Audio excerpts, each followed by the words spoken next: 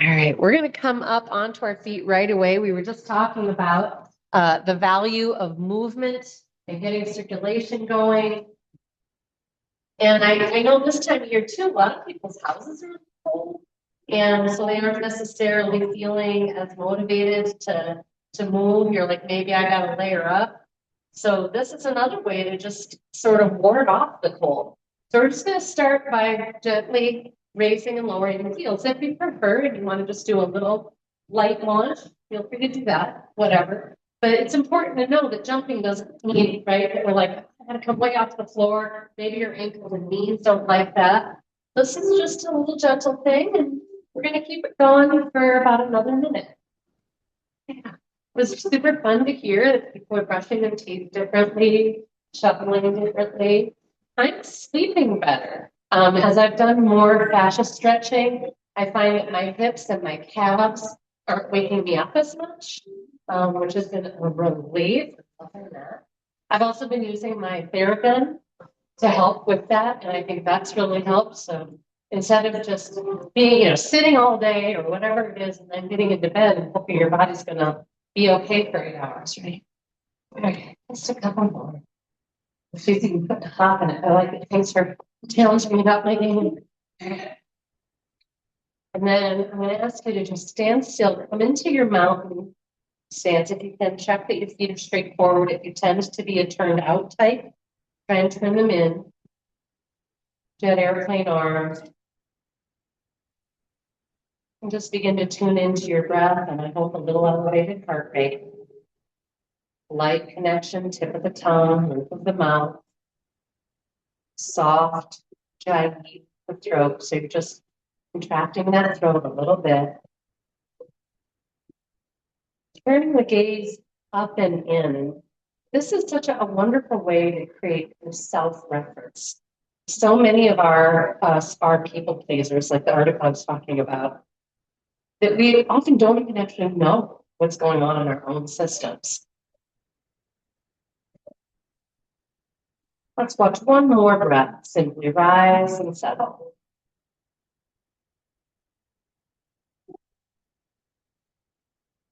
The next inhale, I'm going to ask you to anchor through the feet, squeeze your imaginary block, and sweep out and up. The imaginary block is between the thighs, by the way. Up, up. Is there more? Is there more? Exhaling out and down. We'll do this for a few more breaths, using the breath to initiate motion. So be willing to just hang out until the next inhale wave says, here we go. Again, squeezing the imaginary block. Rooting, rising up through the crown. Is there more? And you can have your hands however you want. You might be facing forward. You can flex them out like you're pushing walls away, whatever feels right this morning.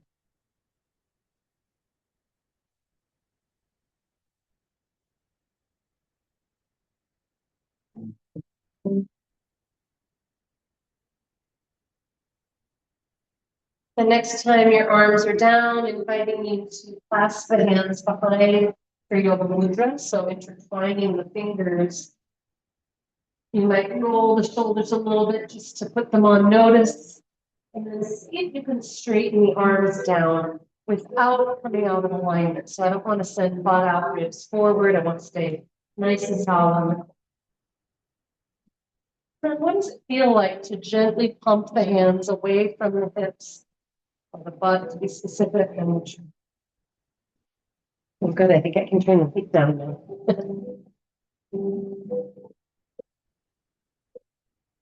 Beautiful. And then we're going to bring the arms round in front, bringing the right arm in front. We're going to take the left hand on the elbow. I'm going to take my feet a little wide, what I call kind of an athletic stance. I'm going to cross that arm and press it towards my chest, and then tilting down towards that hand.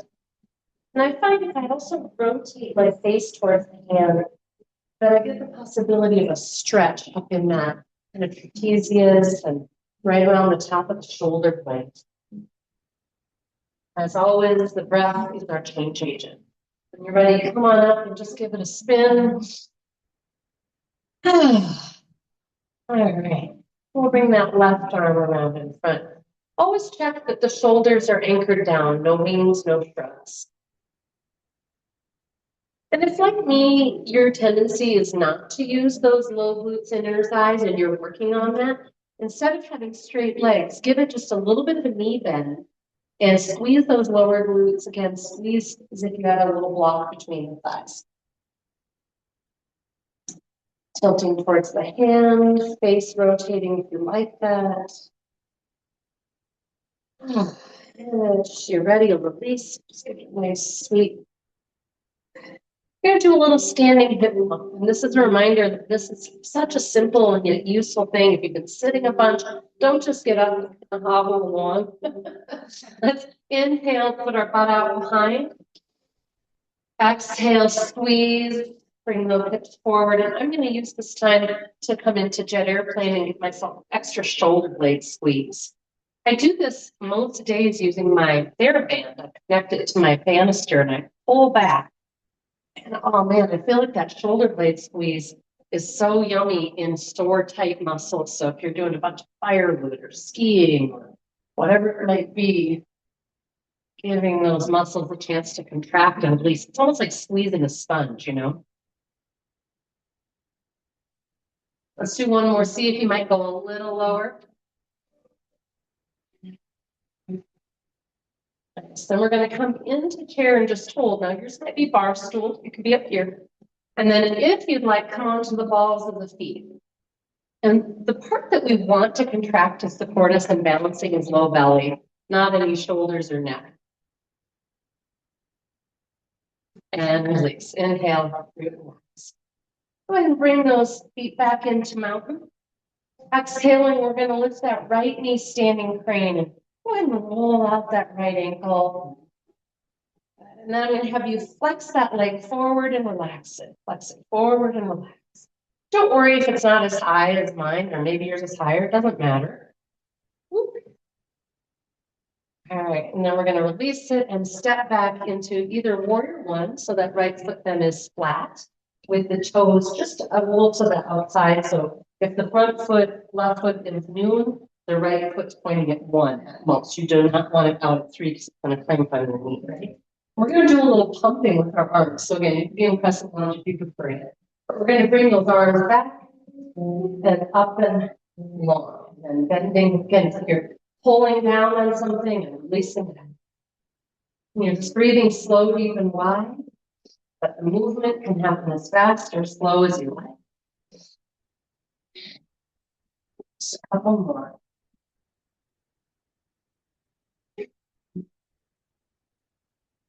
It's good to get used to breathing in a different rate than your movement. One more time, we're going to hold up.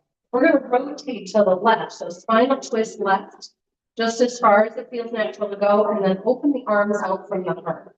A lot of times when I see people do this, they then try to take their arm so that it's aligned with the mat and cranking on their shoulder. Don't do that. It's just straight out from the heart. Good. Inhaling back to center. I'm going to have you create a little bit of a back bend. You get to pick how big. What I notice is that if I really think about reaching my heart forward and up, and I take a breath into that, I can feel it in my right hip. Beautiful. Exhaling, we're going to release into our ragdoll. Some people enjoy having a little support under the hands. You can also have elbows on knees if that feels better, but I want you to bend your knees. So that's the difference between ragdoll and forward fold. What's valuable about having them bent here is that the back is then allowed to stretch peacefully. If you have your legs straight, a lot of times the hamstrings can pull on the pelvis and low back. See if you've got one more breath in there, kind of a compression expansion breath, right? So really using your belly towards spine to empty, empty, empty.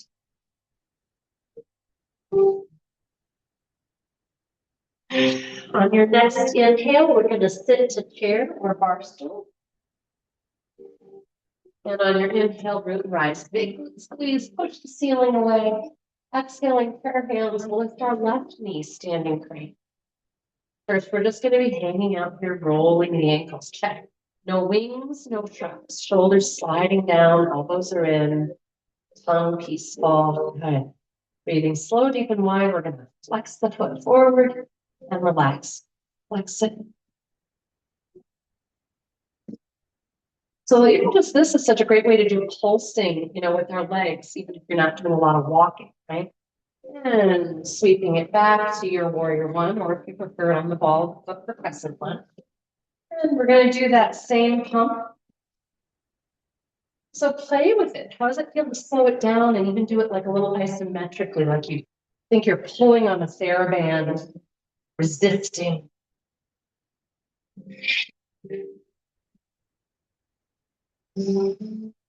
One more, and then we're going to hold.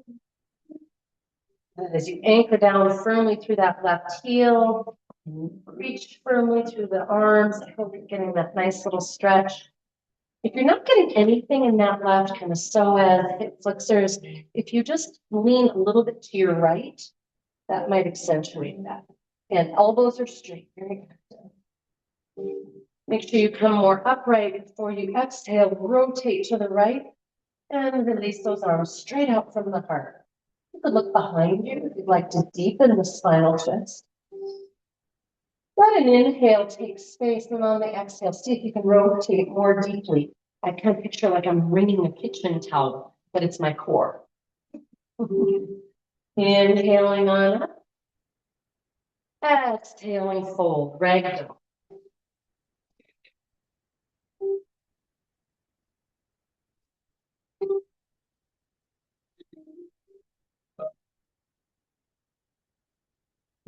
One more full breath. On your inhale, lift the chair or a bar stool. And if you like, add that lift to the heels. Soft tongue, powerful core. Inhale, glute and rise. Exhale, we're going to step sideways on the mat. Let's face that way. And our straddle. We're just going to go side to side. Now, at first, I'm going to have you do something I normally tell you not to do. I'm going to invite you to play with releasing the soles of the feet, right? Normally, I want them sandwiched, releasing. So I'm not going to let my toes come off. I'm going to intentionally rock a little from inside to outside foot, but we're not trying to go as far as we can, which is where then the knee would be at risk, right? So I'm very intentionally in my core, playing and rocking, moving. Then when you're ready, anchor those feet. Take yourself all the way to one side, whichever you want in that lunge, and hold. Now you might be hanging out with hands on thighs. Maybe the hands are down low. And the yogic breath, that's slow, deep, and wide, can just transform this and bring you such an incredible stretch. So don't space out. Tune in. Hype the breath and be curious. Notice what it's creating. At some point, we'll switch to the other side. So I usually try to hold a minimum of 3 breaths and sometimes even 6 or 8. And I forgot to mention there's this other version of this, thank you, where if you want to drop your hip, you can. Sometimes that gives people an extra nice stretch into that inner thigh groin area.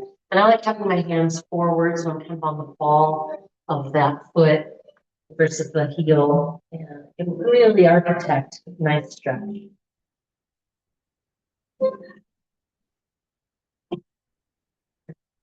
And wherever you are, we're going to bend both knees, and we're going to kind of creepy crawl our way to the front of the mat to step back to downward facing dog.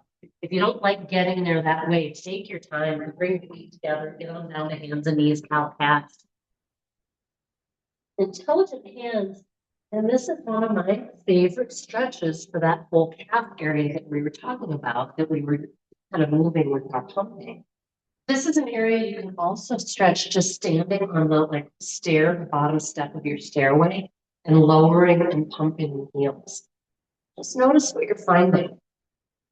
And you let the head and neck go. Make sure you're so you're standing on the bottom of the step, holding onto a railing or something, hopefully, and you're just lowering up. You have your ball of your foot on the edge of the step and let the heel lower. You put it up and correct. Good. Go and take those feet wide now, bear stance. Both knees bend deeply. See if you can move your chest and belly towards the thighs. Well, when you feel complete, bring those knees down, bring the feet in for child's pose. If this doesn't work well for knees, obviously pick something that does. You could always rest on your belly or do more ragdoll.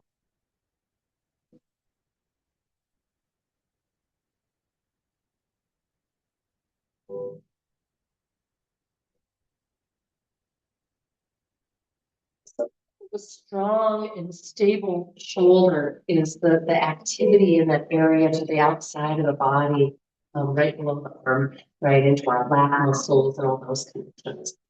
This is a stretch that can get into that area. And because part of a stable and happy joint is actually making sure we're not too tight in some of those tensioning wires. When you're ready, you're going to come up onto your table pose, onto your hands and knees. And the pose, essentially, you're going to bend your elbows, you're going to walk one hand forward, rest the forehead if you can. And then once you've done that, you're rotating onto the blade of the hand. You can see that very well in the video, but I'm rotating so my palm, my right palm is facing left. But only after you've settled. So get into the stretch first. If your forehead can't reach the floor, you could use a block underneath the forehead. I would rather have that and have your arm straight. Now, if you are hypermobile or you have a shoulder that has a history of also being, unhappy, make sure you stay in your core. You don't have to let your whole body weight hang to get the stretch. So belly to spine, then send your ribs to the right. And that, for a lot of us, can deepen a stretch all the way down. Intercostals, waistline, you guys feeling that? Yeah, and so again, people who deal with asthma or shortened breath, etc., I find this stretch to be profound to get into all of those intercostals and things that help the lungs work properly. When you decide to release the pose, please bring the ribs back to neutral, then the hand, then come on in. Good. Let's do a couple counts. Is there anybody not getting a stretch? Feels good? Yeah. As you're ready, we'll do the other side. But yeah, I know some people, not all of us are tight everywhere, and some people don't have a stretch in certain shapes. What I would say is all shapes, though, are an amazing place to deepen breath. That often that deepened breath can create all these other wonderful effects. So even if you're not getting a classic stretch, that can feel pretty amazing. Yeah, you got it. You're rotating so that the left palm is facing center line of the mat. You're sending the ribs to the left if you want to still deepen the stretch more. And always we're breathing deeply.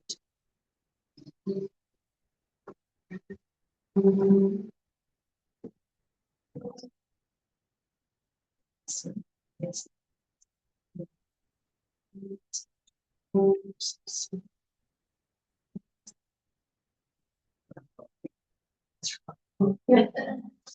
All right, coming on up, my friends. Again, a nice little round cat before you come into downward facing dog. So alternative to downward facing dog, and this would be table pose. We're going to be doing a little bit of inversion if you're in the downward dog because we're going to be taking leg flying. But even in table pose, anytime we take leg flying, we're getting some that wonderful getting back lying body work, right? So as you're ready, downward facing dog. I'm going to challenge you to see if you can reduce the amount of weight in your hands. So regardless of your pose, if you bring belly to spine, you should feel that you can pretty much lift your hands without any weight change in the body. And then make sure your feet aren't too far apart before you slowly raise your right leg, heel flex. Then I'm going to ask you to point and flex a couple times. Hold that flexion. See what happens if you raise your leg a little higher. I'm keeping the leg straight on purpose because I want to work that back line. Lovely. And then bringing that right foot forward into the outside, we're going to come into a lunge. So I've got the right foot actually to the outer edge of my mat. Yeah. And if you have a hard time getting it forward so that it's under the knee, use the hand on the ankle and get it there. You got it. Inhale, rotate, open to the ceiling to the right. Exhale, return. I'm going to do that a couple more times, kind of pumping it. If you want a little more activity in the core, when you come back down, kind of fold and curl towards your left knee, so you're looking under you. Let's try that one more time. Lovely, and step back. Your choice here to hold, rest, or flow. If you'd like to flow with me, you could go to cow, cat, or I'm going to do a little knee down, upward facing dog. And then press back either to child's pose or downward dog. Inhaling, knee down, upward facing dog, or if you prefer, staying on your feet for a full version. One more. And then inviting you to hold or rest in some way. I'm going to rest to come off my wrist by going into a little child's pose. Give them a break. But again, always, anytime you feel any kind of joint pressure, stiffness, if you can roll, point, and flex, you're pumping all of those fluids and getting synovial fluid in it, which is great. How does it feel to listen inward to a heart that's beating just a little faster? Good? Yeah, it feels good to me too. Thanks for playing along, guys. All right, we're going to come into our pose on the other side. So either table or downward facing dog. So one way to make sure your shoulders, by the way, are working the right way is make sure you're not shrugging. If you're not sure, shrug, and then intentionally take your shoulder heads down the back, so down the spine, and rotating to the outside. It's like you're trying to broaden your shoulder blades down and out. All right, left leg flying. Again, if your feet are further apart than 6 inches, it might be best to bring them in. Heel is flat. See if you can keep your leg straight. So I know sometimes we play defending.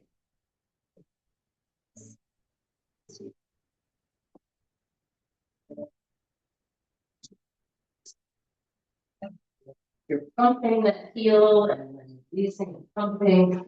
Yeah, work that back line. When you're ready, use the belly to spine to initiate to bring that leg forward. It's not about the leg, right? It's about that center body. And you're on your right hand, and when you're ready, inhale, rotate, open.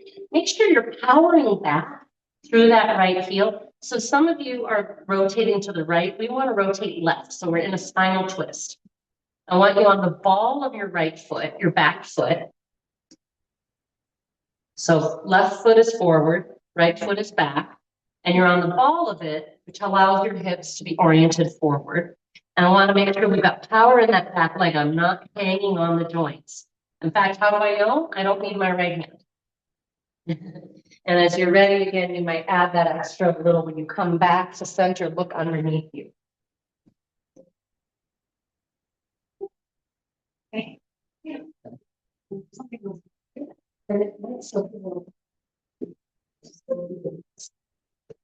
Yes. That's the perfect scenario. You're so welcome. Thank you. All right, when you're ready, plant the hands.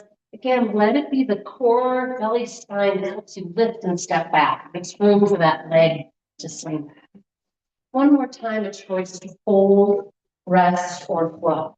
Now your flow, maybe you're like, gosh, I haven't done dog series in forever. If you want to do the dog series, fine. Just if it's not really something you do often, please consider knees down. So I'm going to inhale to my plank. I'm going to check it in my core. I'm not swagging, right?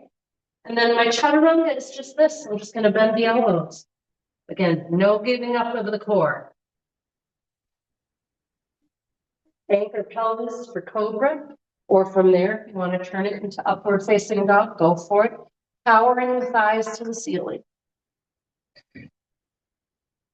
And your choice. Where would you like to kind of congeal all this? Do you want to be in child's pose? Are you enjoying holding downward facing dog? Do you want to walk the hands back to the feet for a little bit? We're going to tune into breath. It can take a fair bit of patience and determination to actually stay present with the breath. We have such puppy mind, monkey minds, you know. I feel like if anything, it's getting worse, with all of the stuff on our phones and media, dinging, dinging. We're gonna all come onto our bellies. Do not let me rush you if you found something sweet. First, just on your belly, turning your head to the side or whatever's comfortable, bending your lower leg and or bending your knees and windshield wiping the lower leg. Yeah, now some of us, this just feels yummy and loose and free. Others, you might feel some little tweaks in your pelvis. If you do notice that, means there's some areas there that maybe don't feel quite stable. And I'm going to invite us to come into quadricep stretch and hip flexor stretching.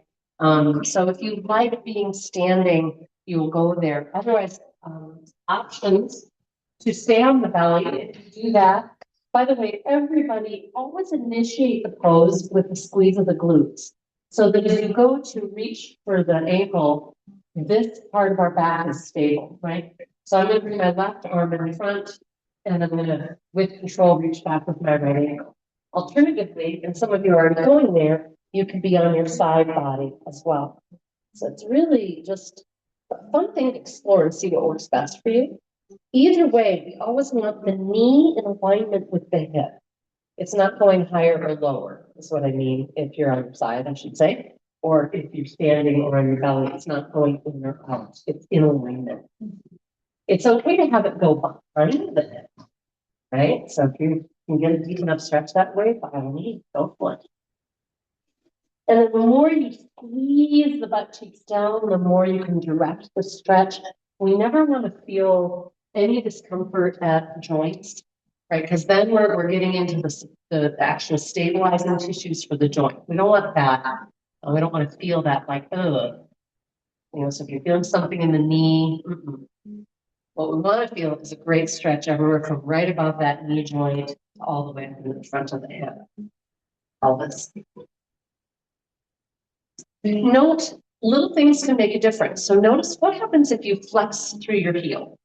What happens if you flare your toes, what I call yoga toes? See if that gives you anything a little bit different. Breathe and notice, and when you're ready, of course, you'll switch. And then when we're done, I'll offer the option of doing bow pose, which is on the belly. If you know that doesn't work well for you for any reason, you could always just do one side and then the other side again.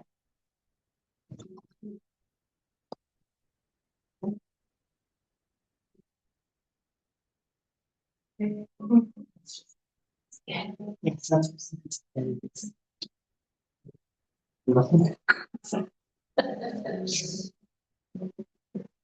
again, flexing heel, flaring the toes, just play with that and notice if that gives you anything useful. Working good. I love it when I look out and everybody's doing something slightly different. That tells me you're listening inward towards your unique, beautiful system. Most injury happens just because we're not listening to the body.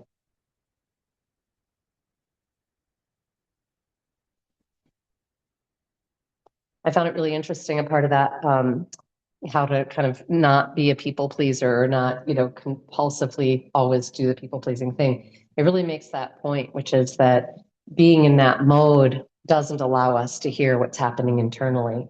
And if we practice leaning in internally and noticing what's true for us, we're much more likely to say no when it's appropriate, and to make requests of others and so on. So there's a direct relationship between those two things. It's hard to draw boundaries when you don't even know what you want, right? When you feel complete release, maybe you're just on your belly, windshield wipering legs. Maybe you want another child's pose. Now we're going to come into a wonderful stabilizing pose, forearm plank. I want to point out, as we're talking about kind of the holidays and some of the emotions and things that can happen and run along, it is such a wonderful thing to come into a pose like forearm plank. It's just like, oh, I am me, I am here, I am strong and stable, but also flexible. I think it allows us to go emotionally and mentally into situations with that same attitude. So as you're ready, either on knees or feet, I usually start on knees just to check in and see, okay, how's my lower back? Am I using my butt the way I want? Wings, shrugs, nope, I'm good. Neck is soft, okay. Come on to my feet. And if you're doing on feet, please do think about driving the thigh bones towards the ceiling and squeezing that imaginary block. One way to know is if you raise one leg at a time, you should theoretically be able to stay stable. If your heels are rotated out even a little bit, you won't be able to be using that inner leg core area. And often you'll feel weak and it might even hurt your back. So how soft can your tongue and breathing be here? Your gaze, your cheeks.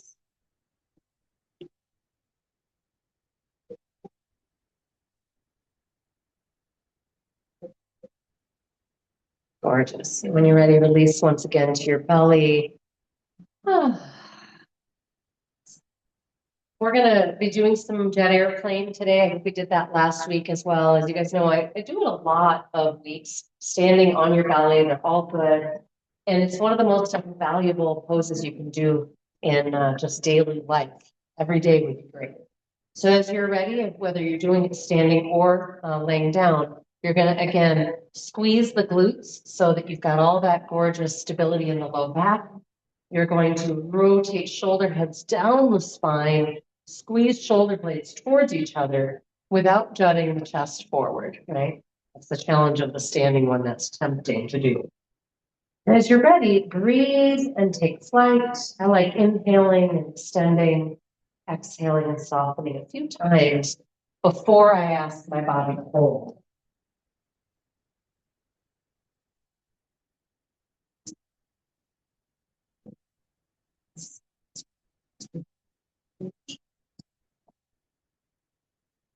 Spreading the fingers towards the wall behind you, palms are straight towards the floor.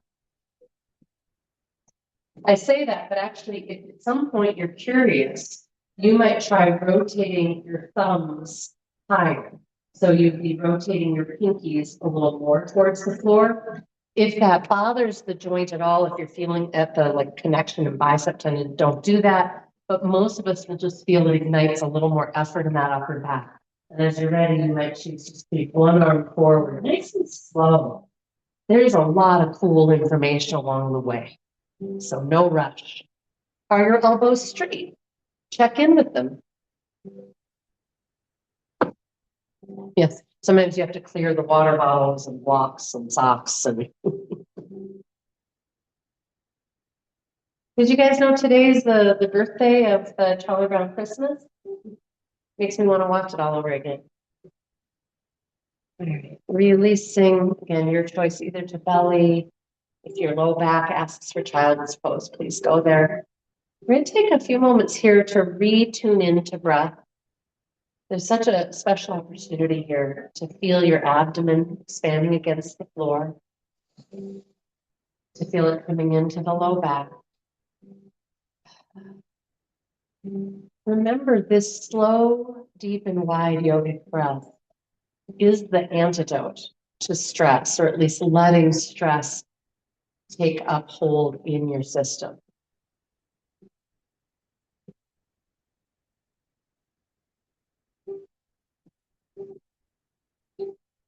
Beautiful. Yes, and we remember that sighing breath itself is immediately therapeutic, calms the amygdala, the alarm center of our brain. Anybody else here find themselves kind of holding their breath a little bit, even when it's not something super traumatic, but you're just waiting to see if you get through the security line at the airline. This is not life or death. Yeah. Anybody else have that? Yeah. Yeah. Or if I'm watching other people driving and I feel like they're going too fast or being unsafe, even if they're not near me, right? They're not actually going to directly harm me. Just witnessing their lack of safety, I'll notice that I'm kind of shallow breathing or holding my breath. And I'll just, and then continue on. All right, friends. Let's come into one more forearm plank. And if you would like, you could do the foot release we talked about. There's another fun add-on, which is the frog leg. But I often see people do two things that I'd rather not have you do. One is doing it really fast. I would like you to bring that knee towards the elbow and pull and squeeze and focus on your form for the full exhale. Because the other thing I see happen often is that people drop their hip and or the heel to the outside. Any adaptation like that is not great. And at that point, you're losing your actual core support and the benefit of the pulse. So however you like, regular form, plank, knee down, or with some fun little add-ons.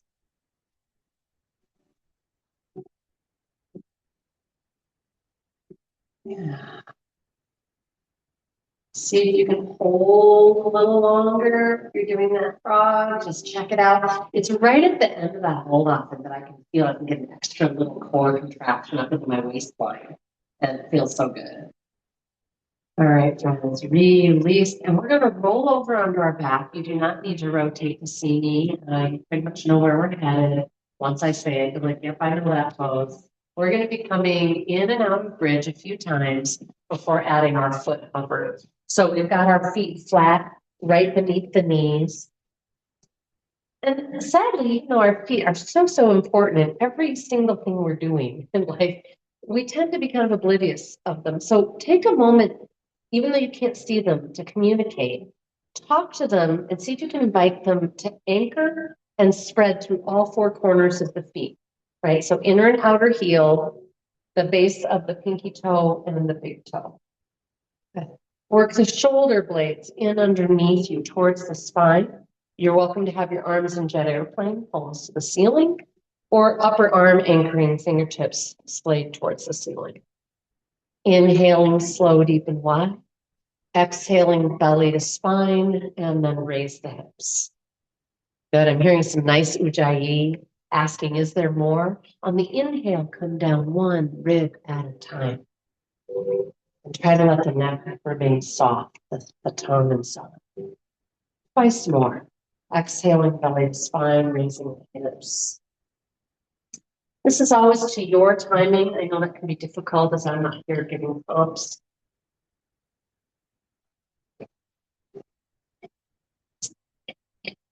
The next time we're up, we're going to add our foot hover. If your feet are more than like 6 inches apart, this is going to be just unnaturally difficult. What we'd like to do is be able to just lift one foot an inch off the floor. And ideally, there's no hip drop. But a lot of times there might be even just a little one that we want to notice. Sometimes I put my hands on my hip bones actually here, just to be able to notice if there's any change.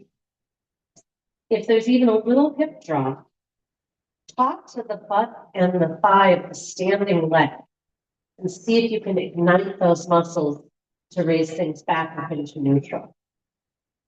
If it's feeling good and you want to play, you could go ahead and then extend that leg, heel flexed, the knees the same height as each other. So you're just basically straightening and bending the knee. When that leg returns, that foot returns, that butt and thigh needs to fire up. It needs to be rock hard. Otherwise, something else is going to be compensating, maybe even your neck. We don't want that. Okay, great. And come on down when you're complete. And we'll come into our happy baby. So bringing knees towards you and wide. I like getting a hold of the big toe. I put my middle and index finger between big and second toe and I hook. Some people like hooking onto the blade of the foot. Bringing a strap across, grabbing ankle. I find grabbing ankle just doesn't give me enough power to resist my own tension to bring the knees as close to the floor as I can, shoulders anchor, tailbone towards the floor, so that then as I breathe into that kind of taut shape, it brings me stretches somewhere. Yeah, and again, if you're kind of like, I don't know, is my tailbone towards the floor? Use your low belly to anchor and think about lengthening your spine downward instead of being curled up. If you find yourself rolling a little side to side, that's often because the tailbone is curled up.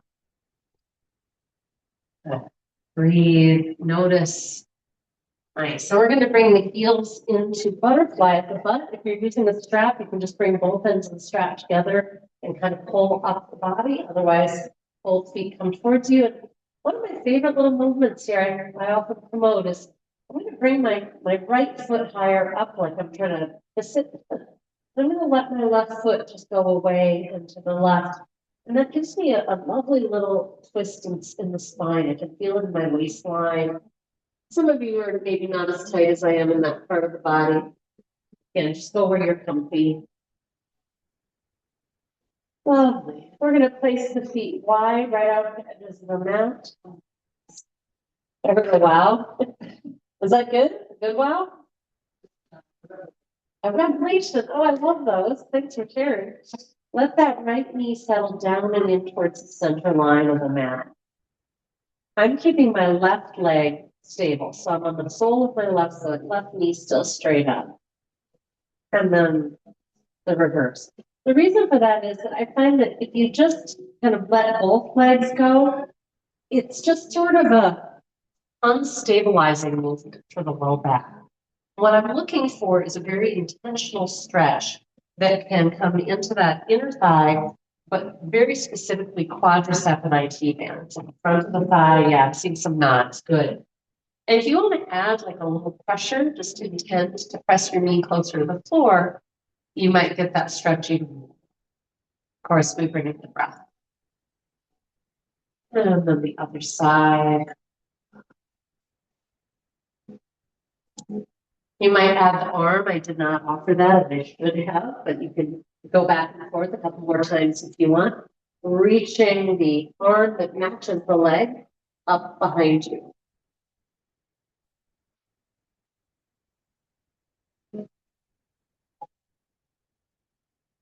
When you feel complete, again, never let me rush.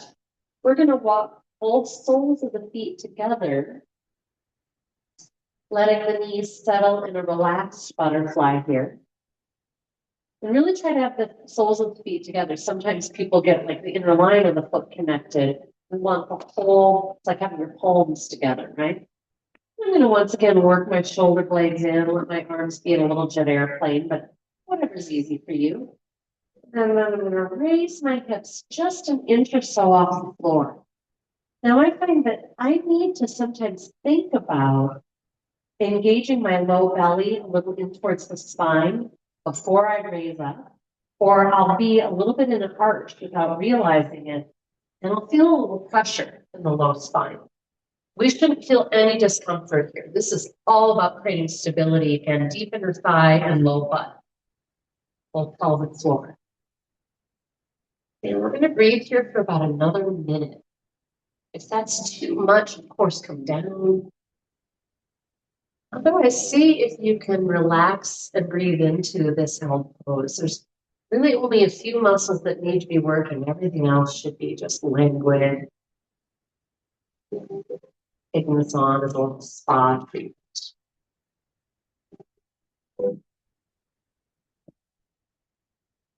Hoping some of you got out your tennis ball and golf ball and things after we did that in class recently, that you were inspired.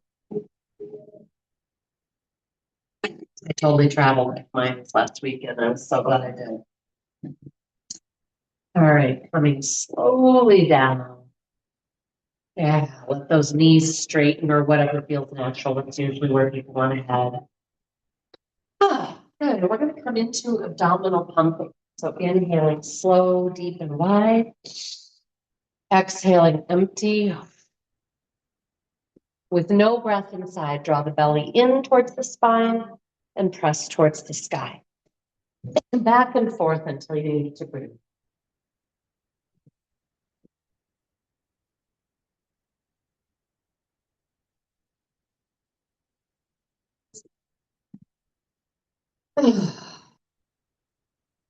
It's kind of incredible to just think about what's happening. You know, when we're doing that pumping, we are moving all of our internal organs, all the fascia, by the way, that connects those organs. And remember we talked, I think it was last week, maybe it was the week before, about the fact that the lungs are actually closer to the back than they are to the front. And so as you're pumping, my hope is you're able to feel, movement throughout all of those connections, and you're going to up the circulation there. So great for this time of year where we get a lot of respiratory stuff.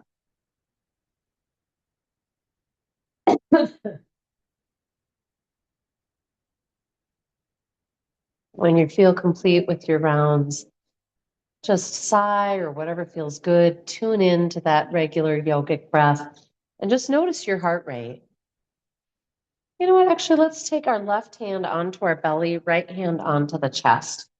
This is a really wonderful way to intentionally tune into our own system. So left hand belly, right hand chest, our deep center, our kind of emotional gut center, and of course our heart center and breathing.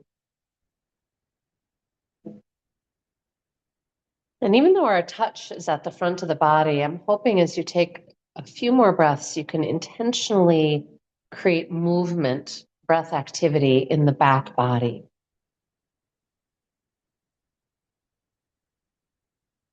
I'm hoping you can feel fabric moving against your skin.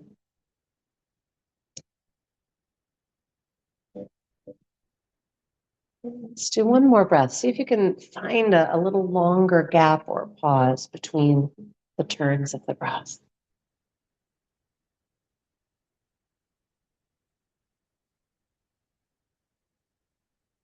And while we're in this deep self-reference space, inviting you to just ask lovingly, like you would a dear friend, how's it going? How does it feel to be me in this case versus you?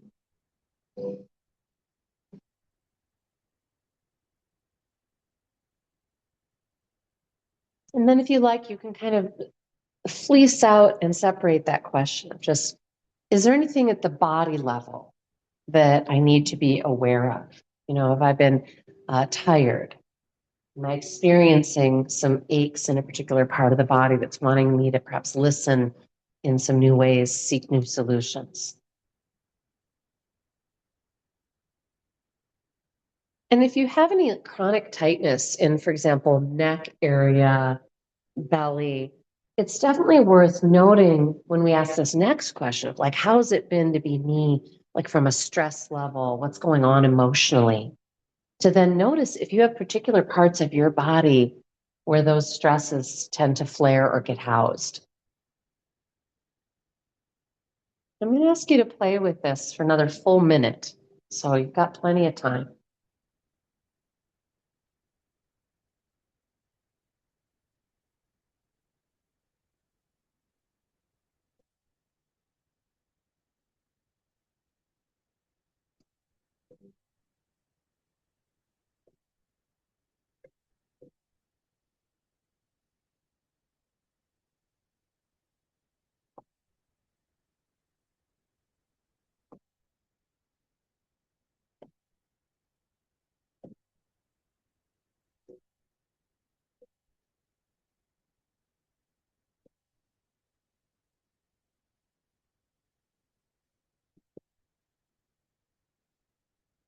And I'm going to ask you to just answer this question for yourself.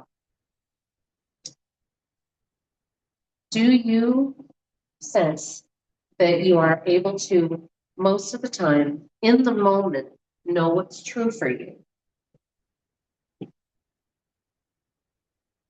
And secondarily, do you feel that most of the time you are able to say yes or no and have it be authentic, that it truly represents what you wanted to say or how you're feeling in the moment?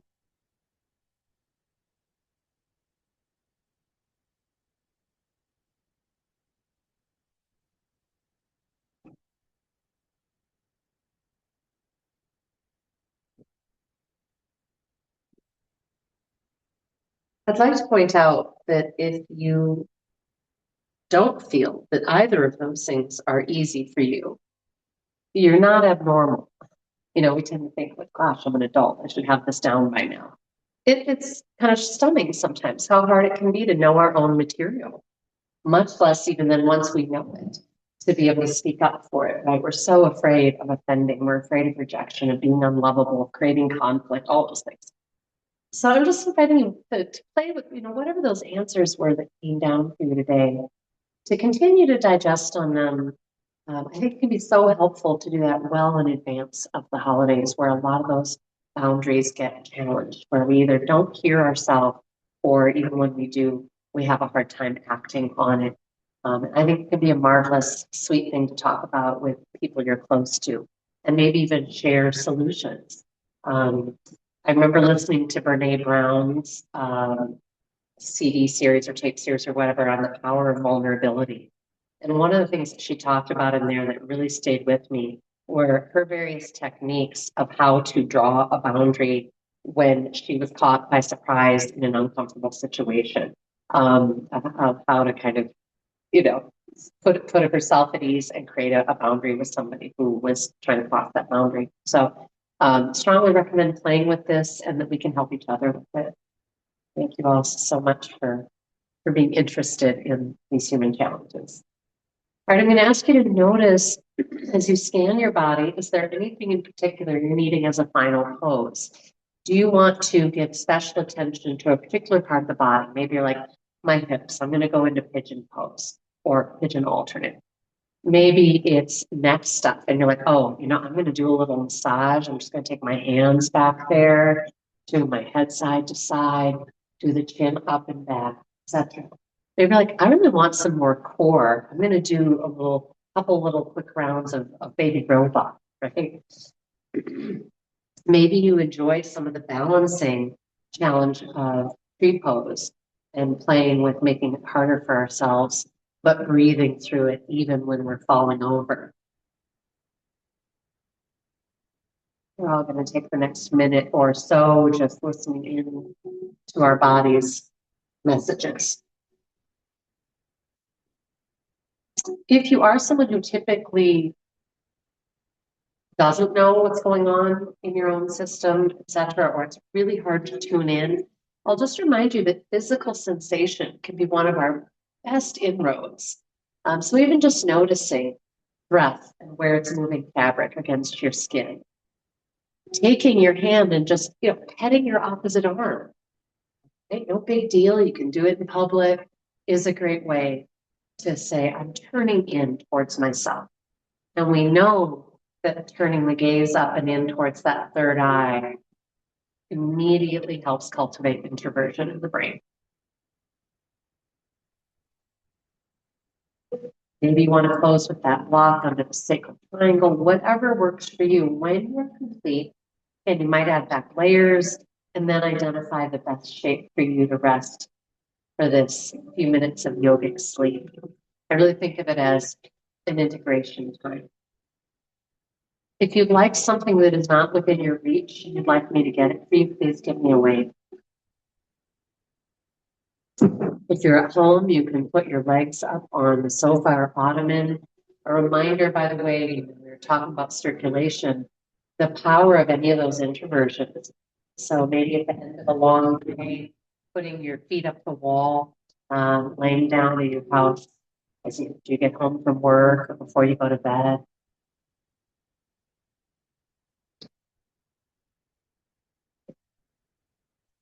As you find your resting shape, you might do a little scan. Just ask, is there anywhere that I'm holding? Can I soften? Can I sink and spread, become heavy with gravity?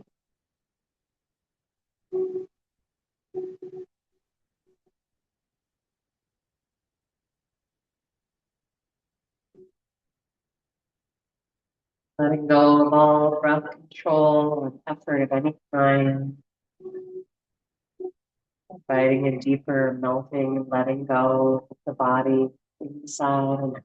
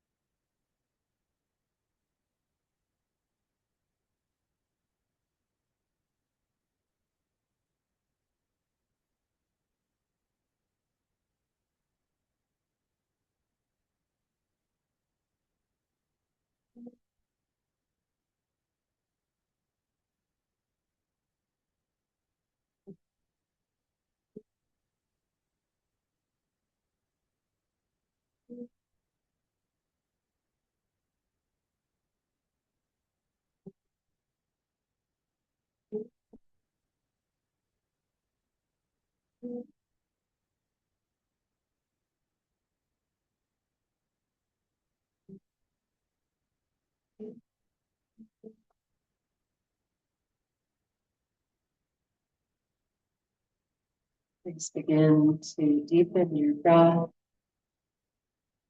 And I invite you to take this moment where you're deeply integrated, more introverted and self-referential. Just ask if there's any wisdom bubbling up that you need to hear. Some piece of information about what your body or spirit needs as you move throughout the day and the week to enter the holiday season.